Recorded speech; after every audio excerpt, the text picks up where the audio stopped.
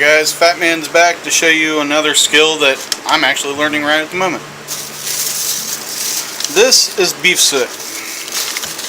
You have to go to a local butcher to get this stuff. It is fat, but it is fat from the kidneys. It's hard, it's not like muscle fat. What we're going to make out of this soot is tallow, which is the rendered fat from this. And it's going to be pretty easy, as I understand. So what we're going to do is we're going to cut this into chunks. Or shred it, or whatever you want to do. But see all this red stuff? You want to get that out of there so your tallow won't go rancid. We have our soot all cut up into nice little chunks here. And this will break down into cooking oil, tallow.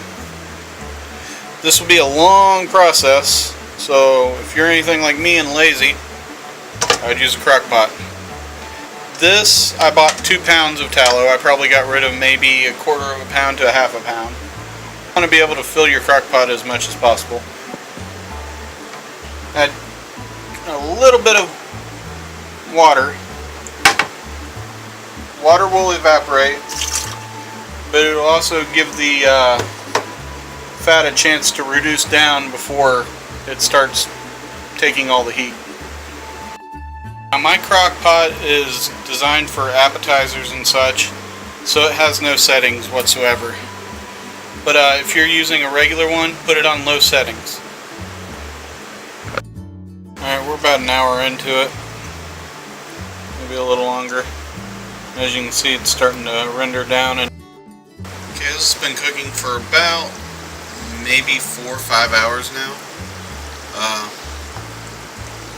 Still probably got a couple hours to go. But as you can see, it's rendering down into an oil. And all this stuff, maybe some sinew and stuff like that, that's just been cooked. You're going to filter that out here in a little bit. Alright. We have our soot rendered down to where it's just little flakes of debris. I could probably let this render a little longer, but I really don't need that much.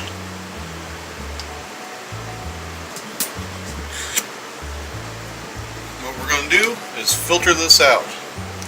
And I don't really have all the cooking implements I need, but I have this little coffee filter thing and a scoop, well, a cup. Alright, let's see how this works.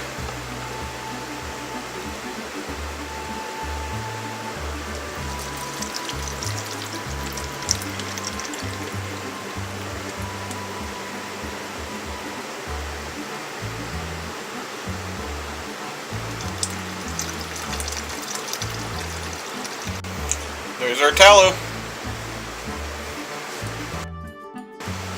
And here's our finished product. It's not strawberry rhubarb jam. It is tallow. That is stuck in there pretty good.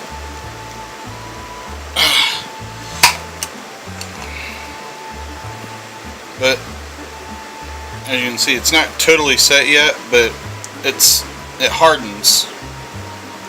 And this stuff, as I understand, can last for years. So tallow was a staple of the 17th and 18th century diets.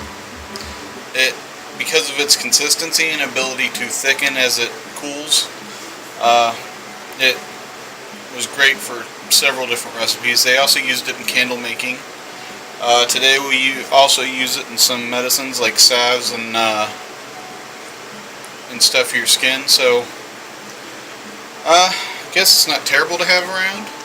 I don't have very many recipes for it, and it certainly adds a different kind of flavor to everything. But there's a lot of people who still use this stuff today, so now you know how to render your own if you want, but you can also buy this stuff online. I was just too foolish to do so. So anyway, there you go. You can make your own tallow.